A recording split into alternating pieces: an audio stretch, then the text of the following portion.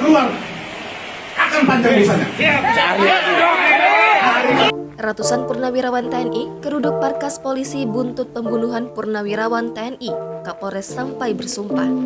Ratusan purnawirawan TNI menggeruduk Mapolsek Lembang, Jawa Barat pada Minggu 21 Agustus 2022. Melansir Kompas.com, purnawirawan TNI yang tergabung dalam Forum Solidaritas Purnawirawan TNI tersebut mendatangi Mapolsek Lembang dilatar belakangi atas informasi simpang siur terkait penanganan kasus pembunuhan sadis terhadap purnawirawan TNI Letkol Infanteri Muhammad Mubin di Lembang, Bandung Barat.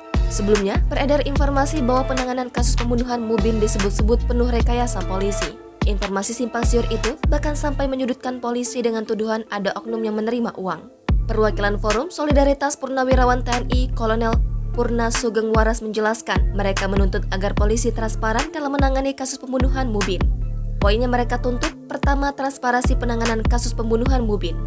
Kedua, mereka menuntut agar pelaku dihukum seberat-beratnya. Menanggapi hal itu, Kapolres Cimahi AKBP Imron Ermawan bersumpah di hadapan para purnawirawan TNI yang menuntut transparansi. Imron menyadari dua isu yang menyudutkan polisi.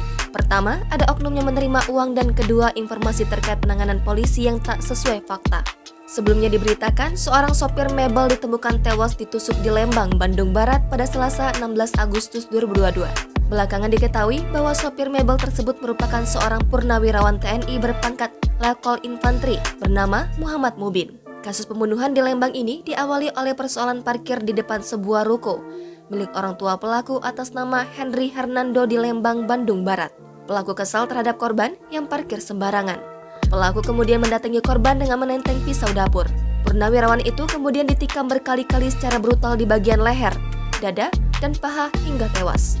Tak lama setelah olah TKP, polisi langsung meringkus pelaku di kediamannya. Pelaku telah dijadikan tersangka dan dikenakan pasal 351 Junto 340 dan 338 KUHP dengan ancaman hukuman penjara paling singkat 9 tahun dan maksimal hukuman mati. Jangan lupa subscribe, share, komen, dan like ya!